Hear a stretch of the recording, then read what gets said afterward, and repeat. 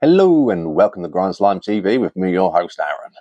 And today we're heading over to New York to check out some of that classic NYDM from 1992. We're talking about Baphomet, Dead Shall Inherit.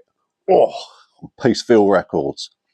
Absolute banger. I'm sure most of you watching this have heard this, but for those of you who haven't, this is definitely one you want to go check out. Put it this way. Do you like Dying Fetus? Well, no Baphomet, no Dying Fetus. That simple. It's even got the song on here, Streaks of Blood. Dying Fetus covered that on their Grotesque Impalement EP, which was actually the first time I heard that song.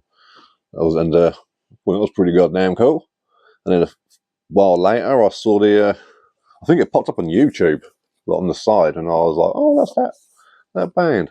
And I was like, buying that. That's happening for sure. So made it happen, as you got to. So let's have a little look inside here. And on the back too, look, you've got some band photos and whatnot. Tom Frost there, one of the more underrated death metal vocalists, in my opinion. Absolutely fantastic stuff. I love the artwork too. Just the sort of trees. But a lot of people sort of slate it and go, oh, yeah, they sort of slag it off a bit. But I don't know. I think it's cool. You know, it's that sort of comic book playfulness to it. I dig it. I think it's fun. So let's have a look here. So yeah, you got all your lyrics and whatnot all going on there. Valley of the Dead's probably my favourite song on here. I mean, they're all brilliant. I mean, Boiled in Blood, that's a banger as well, actually, looking at it. And of course, Streaks of Blood, really good one. The Suffering, the opening track. Like, there's no bad tracks on here at all. Each one, Torn Soul, you know, they've all got their little bit of character about each of them. And there's the boys again that doing their fancy thing.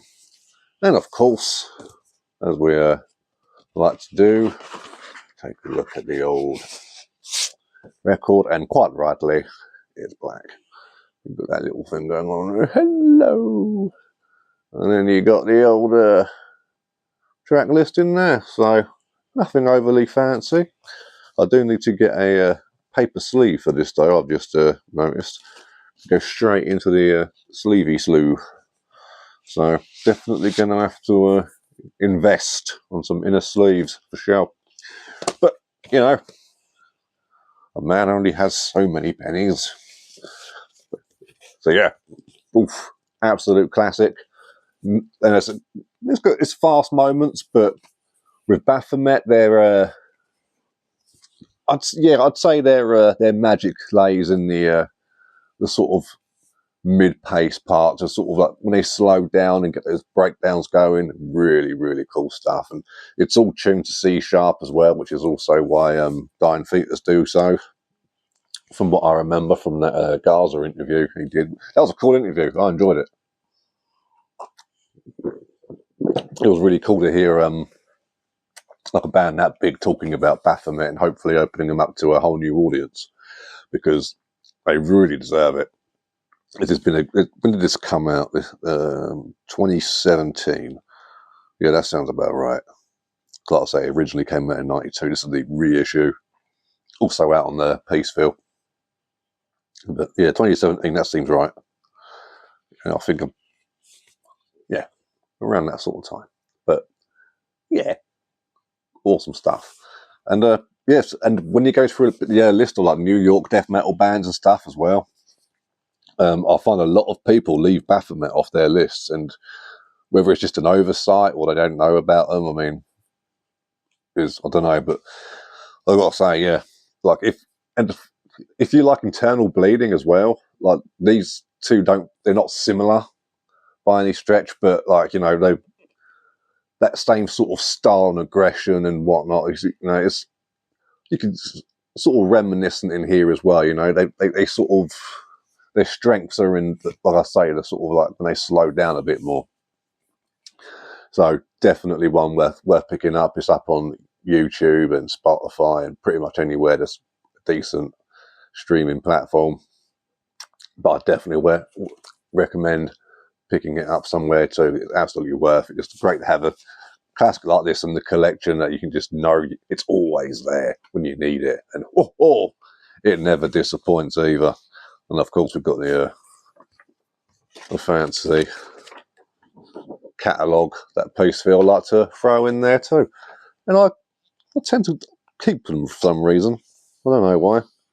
Memorabilia maybe, or just makes the thing feel a little bit heavier. Who knows? I like looking at them every now and then and being like, ooh, look at that. That's something. So yeah, Baphomet, the dead shall inherit. Make it happen. Heavy as balls, evil sounding, and there's nice scooped mids going on. It's just, everything is just in place where it needs to be, just in the mix. Every member brings their A game. You can hear the bass in there nicely. It's just, yeah, this is one of the perfect death metal albums, in my opinion. Definitely up there. And again, wasn't included in my top 50, I don't think. Which is, see, I don't think I have a top 50. I just don't. I love albums. They all have their place. There is no countdown for me. So, make it happen, like I say. Baphomet, The Dead Shall Inherit, 1992 on Peaceville Records. Support the underground, buy a record, preferably that one, and be nice to each other.